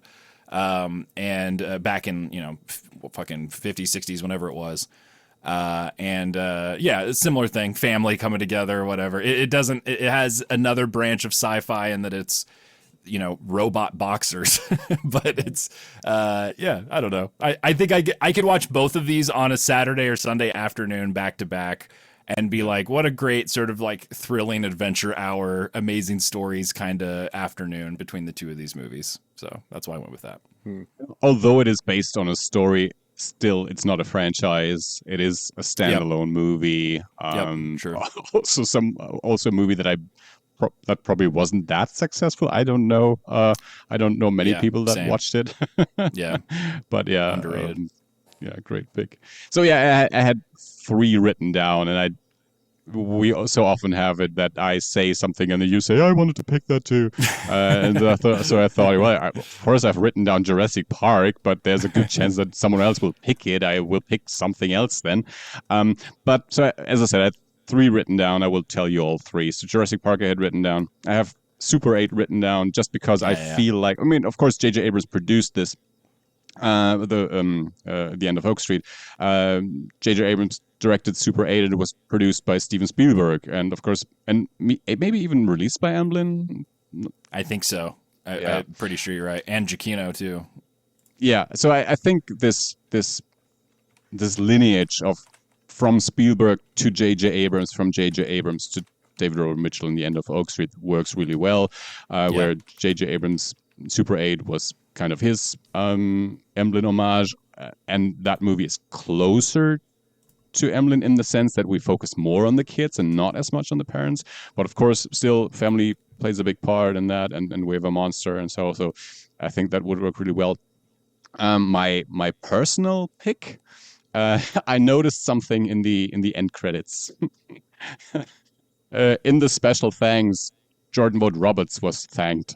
And Jordan Vogt Roberts hasn't released a movie in 10 years, which of course was Kong Skull Island, which of course everyone knows I'm a huge fan of. And not an original standalone movie in that sense. Of course, it's a big franchise based on other movies and stories that came before, but also just such a fun movie that I had such a great time with, and that had so much personality and style that Jordan Vogt Roberts was able to infuse into that movie. Yeah. A great death by Shea Wiggum that you don't really see coming. Yeah, I almost brought it up earlier for that reason. I was talking to our friend Austin or whenever I saw this earlier this week, and he was kind of wary about End of Oak Street. He was like, I don't know if it'll be whatever. And I was telling him, I was like, no, dude, it's pretty good. And he was like, tell me this without spoiling anything.